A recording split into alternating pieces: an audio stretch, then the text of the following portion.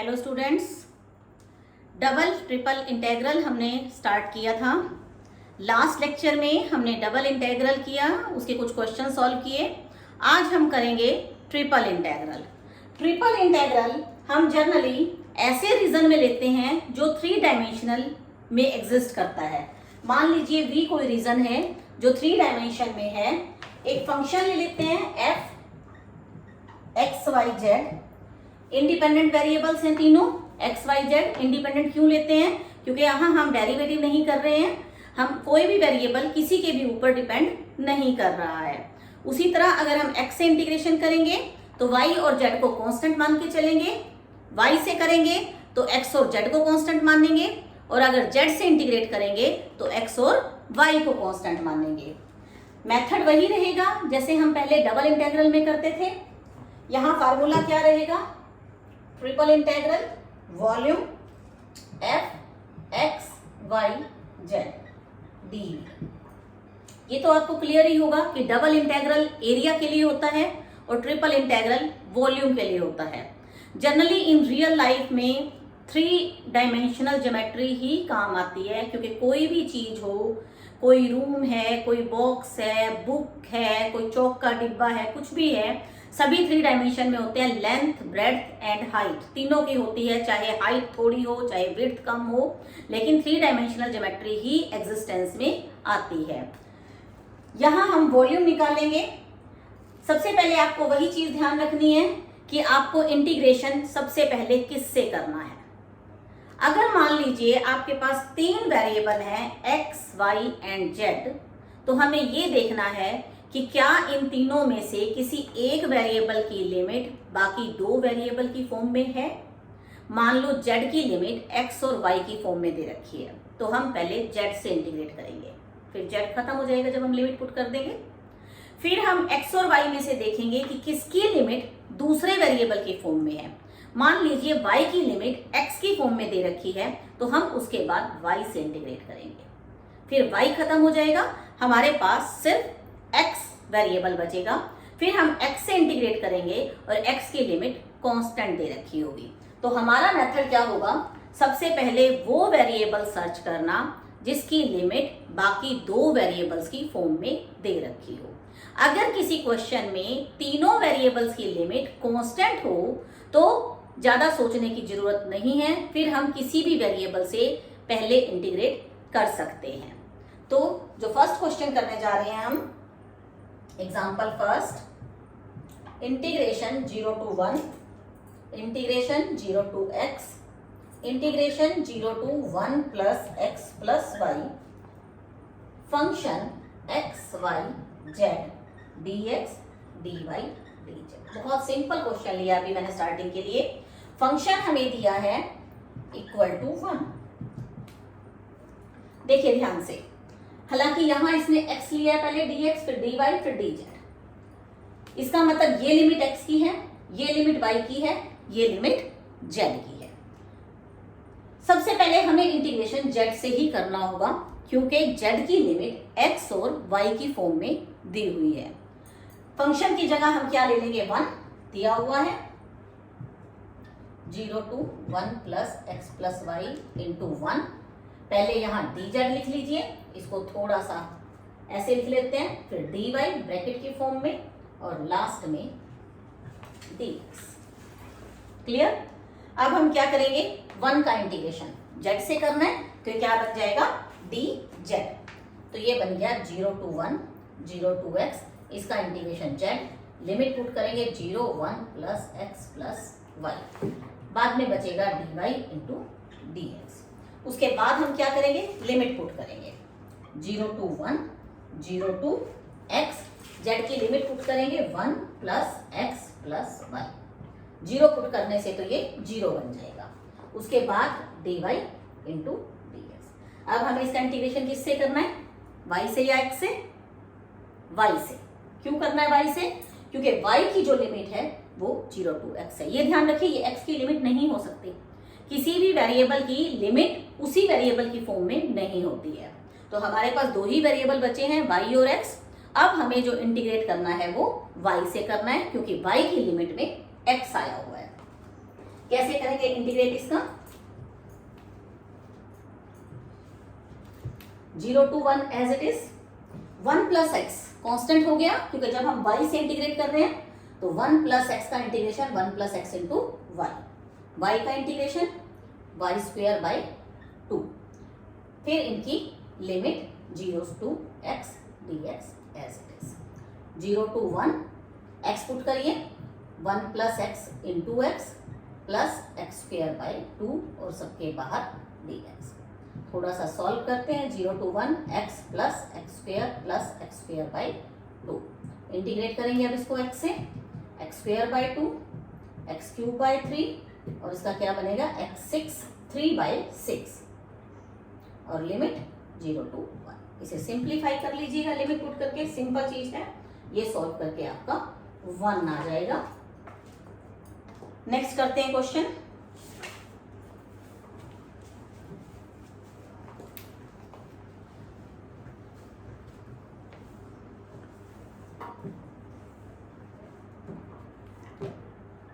Triple integral x plus Y plus z dx dy dz over the tetrahedron bounded by the plane x is equal to 0, y is equal to 0, z is equal to 0, x plus y plus z is equal to 1। Tetrahedron बनाना आता होगा आप लोगों को। Tetrahedron इस type से बनता है।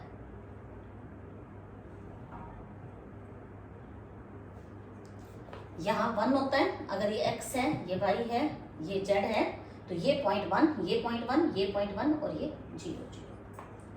जैसे 2 डायमेंशन ज्योमेट्री में जब हमने लिमिट ली थी डबल इंटीग्रल करते हुए, तो हमने क्या कहा था, एक वेरिएबल की लिमिट हम कंप्लीट लेते हैं और दूसरे वेरिएबल की लिमिट हम पहले वाले वेरिएबल की फॉर्म में लेते हैं। इसी तरह ट्रिपल इंटीग्रल में क्या करेंगे, एक वेरिएबल की जो लिमिट होगी वो 2 वेरिएबल की फॉर्म में होगी, दूसरे वेरिएबल की लिमिट एक वेरिएबल की फॉर्म में होगी और तीसरे वेरिएबल की लिमिट कांस्टेंट होगी।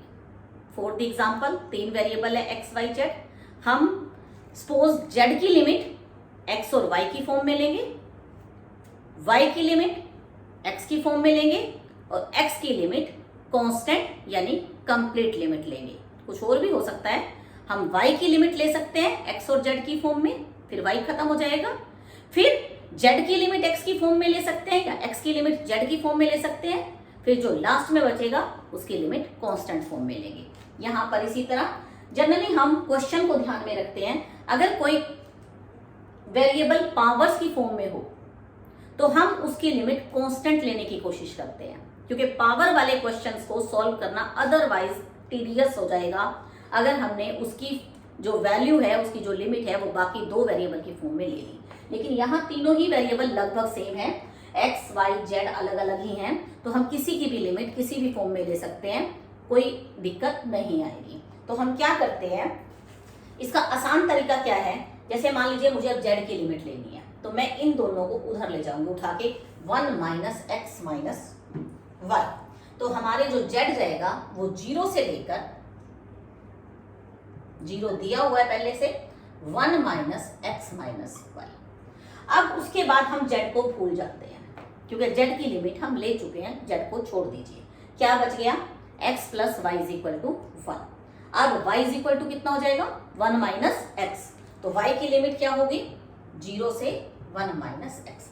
अब y भी खत्म, z भी खत्म, क्या रह गया, x इज इक्वल टू 1, तो x की लिमिट क्या आएगी, 0 से 1। और यहाँ हमारे पास क्या है, x plus Y plus z, पहले लेंगे dz, फिर dy, फिर dx।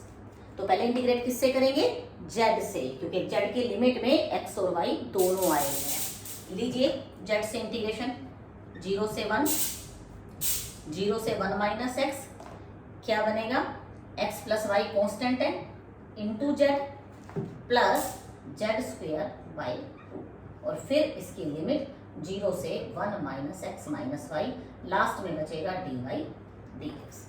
करिए इसकी लिमिट पुट, 0 से 1, 0 से 1 माइनस एक्स, मैं x is equal to y is equal to नहीं लिख रही हूँ क्योंकि ऑब्वियस है, x plus y into z की वैल्यू पुट कर दीजिए 1 minus x minus y plus 1 minus x minus y का स्क्वायर बाई 2 और सारे के बाहर हमारे पास आ जाएगा d y into d x. थोड़ा सा इसको सिंप्लीफाई कर लेते हैं 0 to 1 0 to 1 माइनस एक्स क्या बन जाएगा x प्लस वाई से इसको मल्टीप्लाई करते हैं x plus Y plus Z का होल स्क्वायर बाय 2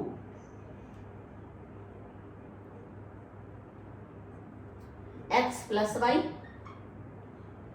1 से मल्टीप्लाई किया या ऐसे कर लीजिए पहले x की इससे की 1 से minus x square minus x y plus y minus x y minus y square plus square खोल लीजिए 1 plus x square plus y square minus 2x इन दोनों की plus 2xy plus minus 2y 1 square x square y square minus 2x इन दोनों से plus 2xy इन दोनों से माइनस 2y और सबके बटा में डिवाइडिंग बाय 2 और बाहर dy dx। सिंप्लीफाई करते हैं 0 to 1 माइनस एक्स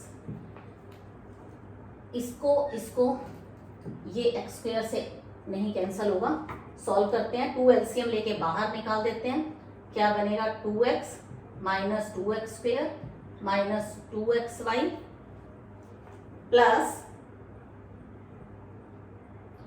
2y ये इसको इकट्ठा 2xy कर दें तो यहाँ पर 4 आ जाएगा 4xy minus 2y square 2x minus 2x square ये दोनों 2xy हो गए हैं तो 4xy plus 2y minus 2y square plus 1 plus x square plus y square minus 2x plus 2xy minus 2y और बाहर dy इंटू dx और simplify करते हैं 0 to 1 0 to 1 माइनस एक्स और वो टर्म्स इकट्ठी कर लेते हैं जिनमें y नहीं है क्योंकि उनका अब हमें y से इंटीग्रेट करना है। सबसे पहले मैं लिख रही हूँ 1 उसके नीचे ठीक लगाते जाइए जो हम टर्म ले जाते हैं ध्यान रहता है कि कौन कौन सी हम ले चुके हैं। 1 के बाद x की पावर वाली term cancel 2x cancel x square वाली एक ये ले ली एक ये क्या बचेगा माइनस एक्स स्क्वायर। उसके बाद हम लेते हैं x वाली कोई और टर्म नहीं है अब एक्स वाई वाली कौन कौन सी टर्म है हमारी माइनस 4xy और 2xy ये रह गया माइनस 2xy। उसके बाद y वाले टर्म में ये कैंसल वाई स्क्वायर में minus 2y square plus y square रह गया माइनस वाई स्क्वायर। देखिए सारी टर्म हम ले चुके हैं कोई भी नहीं बची और इंटू dy dx। अब हमें इसका इंटीग्रेशन करना है y से इंटीग्रेशन 1/2 0 to 1 इन दोनों के बाहर तो इकट्ठा y आ जाएगा माइनस 2xy का y square by 2 minus y cube by 3। अब इसकी लिमिट पुट करेंगे 0 to 1 माइनस एक्स और बाहर बच गया खाली dx। करिए limit put 1/2 0 to 1 1 minus x square into 1 minus x 2 से 2 cancel x into 1 minus x का होल स्क्वायर 1/3 1 माइनस एक्स का क्यूब और बाहर dx। राइट क्यूब खोलने की जरूरत नहीं है डायरेक्ट इंटीग्रेशन हो जाएगा। यहाँ खोलना पड़ेगा क्योंकि x मल्टीप्लाई में है यहाँ इसको भी सॉल्व करना पड़ेगा। क्या बनेगा 1/2 integration 0 to 1 minus x square plus x cube minus x into ये स्क्वायर खोल रहे हैं 1 plus x square minus 2x इसे हम नहीं सॉल्व कर रहे हैं इसका इंटीग्रेशन डायरेक्ट हो जाएगा इंटू dx। एक बार और सिंप्लीफाई करते हैं 0 to 1 minus x square plus x cube इसको मल्टीप्लाई करेंगे minus x cube plus 2x square minus 1/3 1 minus x का होल क्यूब इंटू सारे के बाहर dx।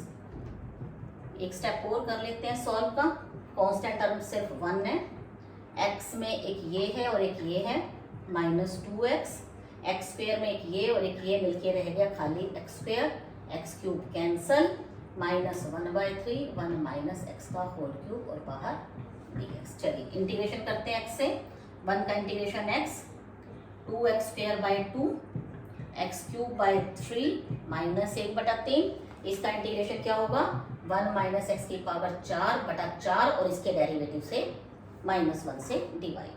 अब लिमिट 0 से 1, 1/2 1 पुट करेंगे 1, ये कैंसल, -1 प्लस 1/3 माइनस ये 0 हो जाएगा 1 पुट करके, फिर 0 पुट करेंगे, ये भी 0 ये भी 0 ये भी 0 plus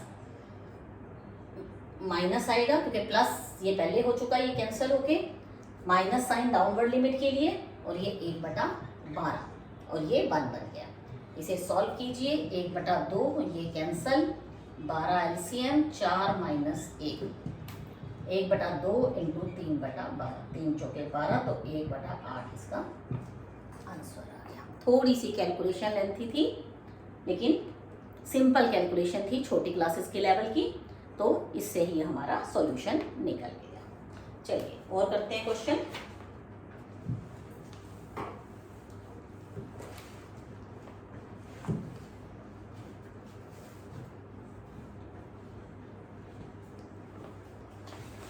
next example, triple integral x² plus y² plus z² less equal 1 और z5 प्लस z। वॉल्यूम की जगह इन्होंने x² plus y² plus z² less equal 1 means interior of sphere. Less equal 1 का मतलब, क्योंकि आपको पता है x² plus y² plus z² is equal to 1, ये इक्वेशन होती है सफियर की। लेस इक्वल 1 का मतलब inside part, internal part of the sphere, तो उसका हमें वॉल्यूम निकालना है और फंक्शन है z5 plus z dx dy into dz। हाँ जी, इस केस में आपको क्या करना है, ये लेस इक्वल 1 दे रखा है तो हमें तरीका वही है, दो वेरिएबल्स की फॉर्म में एक की लिमिट आएगी, एक वेरिएबल की फॉर्म में एक की लिमिट आएगी और एक की लिमिट कांस्टेंट आएगी। इसका शॉर्टकट तरीका क्या रहता है, सबसे पहले हम मान लीजिए हम x² की लिमिट कांस्टेंट लेना चाहते हैं। क्यों लेना चाहते हैं, x इसमें है ही नहीं कहीं पे, तो x² लेस इक्वल 1, तो x की लिमिट क्या आएगी, इसको हम ऐसे लिख सकते हैं मोड x लेस इक्वल 1, तो x की लिमिट -1 और 1 के बीच में। फिर हम इसको छोड़ देते हैं, x² plus y² less equal 1, यहाँ से y² क्या आ जाएगा लेस इक्वल 1 माइनस x², तो mode y less equal √1 minus x², यानी -√1 माइनस x², मोड की वैल्यू जो होती है लेस इक्वल √1 माइनस x²। अब z के लिए हमें तीनों को लेना पड़ेगा, x² plus y² plus z² less equal 1, z² less equal 1 minus x² minus y², और उसके बाद mode z less equal 1 minus x² minus y²। Mode क्यों ले रहे हैं हम, जब हम स्क्वायर रूट लेते हैं तो हम प्लस माइनस का साइन लगाते हैं और मोड भी प्लस माइनस को ही रिप्रेजेंट करता है, तो यहाँ से क्या आ जाएगा -√1 minus x² minus y² less than equal to z less equal 1 minus x² minus y²। अब आप एक क्वेश्चन पूछेंगे, मैंने शुरू में आपको ये कहा था कि हमें उस वेरिएबल की लिमिट दो वेरिएबल की फॉर्म में नहीं लेनी है जिसकी पावर्स ज्यादा दे रखी हो, और जबकि यहाँ z की पावर्स में ज्यादा दे रखा था फिर भी मैंने z की लिमिट जो है वो कॉम्प्लिकेटेड ले ली। तो ऐसा क्यों, ऐसा नहीं होना चाहिए था। यहाँ ये लेने का एक रीजन है, वो रीजन मैं अभी आपको बताऊंगी जब हम इसका इंटीग्रेशन करेंगे, क्योंकि ये लेने से, इसकी लिमिट कॉम्प्लिकेटेड लेने से हमारा क्वेश्चन बहुत सिंपल हो गया है। वो कैसे हुआ है वो हर क्वेश्चन में नहीं होगा, हर क्वेश्चन में हम वही करेंगे कि जिसकी लिमिट दे रखी हो, लेनी है हमें, वो दो वेरिएबल्स में लिमिट उसकी ना ही लें जो फंक्शन यहाँ अपीयर हो रहा हो या जो कॉम्प्लिकेटेड फॉर्म में हो। यहाँ क्यों ली है उसका रीजन अभी बताते हैं। पहले हम स्टार्ट करते हैं, x की लिमिट -1 से 1, y की limit √1 minus x² negative to √1 minus x², और जेड की limit -√1 minus x square minus y square to √1 minus x square minus y square. Z five plus z, पहले डी जेड आएगा, फिर D Y आएगा, फिर D x आएगा। अब इसे ध्यान से देखिए, लिमिट है नेगेटिव टू पॉजिटिव, यानी -a टू a, अंदर कोई भी फंक्शन है dx। लास्ट लेक्चर में भी मैंने आपको बताया था, मैं यहां भी रिपीट कर रही हूं कि अगर लिमिट नेगेटिव टू पॉजिटिव हो तो हम अंदर वाले फंक्शन को देखते हैं। अगर अंदर वाला फंक्शन हमारा इवन है तो ये चीज क्या बन जाती है, 2 times 0 to a fx dx। और अगर ये फंक्शन ओड है तो ये किसके बराबर आ जाता है, 0 के बराबर। यहां फंक्शन क्या है हमारा, एफ जेड है, z5 प्लस जेड। देखिए ये इवन है या ओड है, कैसे चेक करेंगे, z की जगह माइनस जेड पुट करेंगे, माइनस जेड की पावर 5 प्लस माइनस जेड, कितना आ गया, -z5 minus Z, minus common ले लें तो z5 प्लस जेड, यानी कि ये माइनस ऑफ एफ जेड आया। इसका मतलब फंक्शन ओड है। अगर फंक्शन ओड है तो ये लिमिट और ये फंक्शन मिलके 0 बन जाएगा। अगर ये 0 बन गया तो आगे कोई भी इंटीग्रेशन करें तो आंसर हमारा क्या आएगा, 0 आएगा। तो अब क्लियर हुआ कि मैंने z की लिमिट इतनी कॉम्प्लिकेटेड क्यों ली, जबकि हमारे पास z फंक्शन यहाँ टर्न अप हो रहा था। ठीक है, तो क्योंकि इसने 0 बन जाना था। आगे देखिए,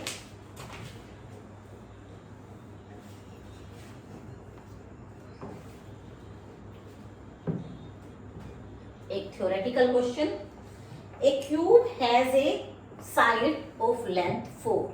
क्यूब दिया हुआ है with sides equal to 4।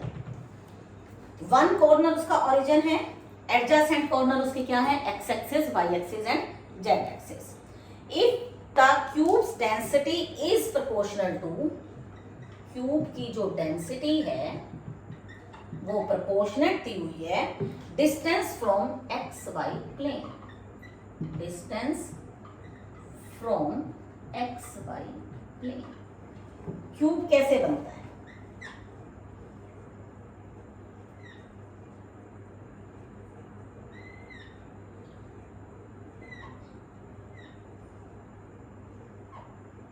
This is the cube. सभी साइड्स 4 4 और 4 दी हुई है। ये मान लीजिए आपका एक्स एक्सिस है, ये वाई है, ये जेड है। तो हमें क्या लेना है, डेंसिटी, डेंसिटी ऑफ क्यूब किसके प्रोपोर्शनेट है, distance from x y, x y के प्रोपोर्शनेट। हाइट एक्स वाई की क्या होगी, डिस्टेंस जेड। जब आपका एक प्लेन एक्स वाई है, मान लीजिए ये एक रूम है आपका, ये एक्स एक्सिस है, ये वाई एक्सिस है, तो हाइट क्या हो जाती है, ऊपर जेड होगी। तो एक्स वाई प्लेन से जो डिस्टेंस होगा ओरिजिन का वो कितना होगा, जेड होगा। तो इसका मतलब जो हमारी डेंसिटी है वो क्या ले लें, k इंटू जेड, क्योंकि प्रोपोर्शनेट दे रखी है। प्रोपोर्शनेट को खत्म करने के लिए हम कोई कांस्टेंट ले लेते हैं, तो क्या ले लें, k जेड। तो हमें क्या लेना है, वॉल्यूम k जेड और ट्रिपल इंटेग्रल w, राइट। उसके बाद क्या बनेगा, ये कितनी कितनी हाइट है इनकी, सबकी 0 से 4, 0 से 4 एंड 0 से 4। आपको इसका मास निकालना है, फाइंड इट्स मास। मास क्या होता है, वॉल्यूम कैसे निकालते हैं हम क्यूब का, साइड क्यूब, साइड क्यूब। तो इसका मतलब पहले हम इसकी साइड निकालते हैं, फिर हम वहां से इसका मास निकालेंगे। तो 0 to 4, 0 to 4, 0 to 4, के जेड dx dy dz। किसी से भी पहले इंटीग्रेट कर लीजिए, कोई फर्क नहीं पड़ता, सारे कांस्टेंट लिमिट्स हैं। करिए लिमिट इंटीग्रेशन 0 to 4, 0 to 4, मान लीजिए मैं पहले z से कर रही हूँ, k जेड स्क्वायर बाई 2, बाकी रह गया dx dy। Limit 0 to 4, 4 put करेंगे 16/2, 8, 8 के बाहर निकाल दें, कांस्टेंट हो गया 0 to 4, 0 to 4, अंदर रह गया 1 dx dy। फिर x से इंटीग्रेट कर देते हैं, 8 के बाहर इंटीग्रेशन 0 to 4, 1 का इंटीग्रेशन क्या बनेगा, x। लिमिट 0 to 4, बाकी रह गया dy, इसका इंटीग्रेशन 4, 4 बाहर आ जाएगा 32 के, 0 to 4 अंदर फिर 1 रह गया, 1 से इंटीग्रेशन y, y की लिमिट पुट करेंगे फिर 4, 32 के इंटू 4, तो कितना आ गया 128 के। डिस्टेंस किस में है, सेंटीमीटर में, और मान लीजिए के हम 1 के बराबर ले लें, क्योंकि के हमने प्रोपोर्शनेट लिया था। प्रोपोर्शनेट हम अपनी मर्जी से वैल्यू दे देते हैं, तो हमने के को क्या ले लिया, 1 सेंटीमीटर ले लिया। तो इसका मतलब मास ऑफ द क्यूब कितना बन जाएगा, 128 ग्राम्स। मास ग्राम्स में होता है, तो ये आपका मास ऑफ द क्यूब आ गया, राइट। इसके बाद नेक्स्ट हम करेंगे substitution method for triple integral, लेकिन वो नेक्स्ट लेक्चर में। तब तक आप इसे कीजिए। कुछ 1-2 प्रॉब्लम्स मेरे पास स्टूडेंट्स ने भेजी है लास्ट लेक्चर की, मैं कमिंग लेक्चर में वो प्रॉब्लम्स भी और इस लेक्चर की प्रॉब्लम्स भी इकट्ठे एक लेक्चर में आपको सॉल्व कर दूंगी। Thank you, have a nice day.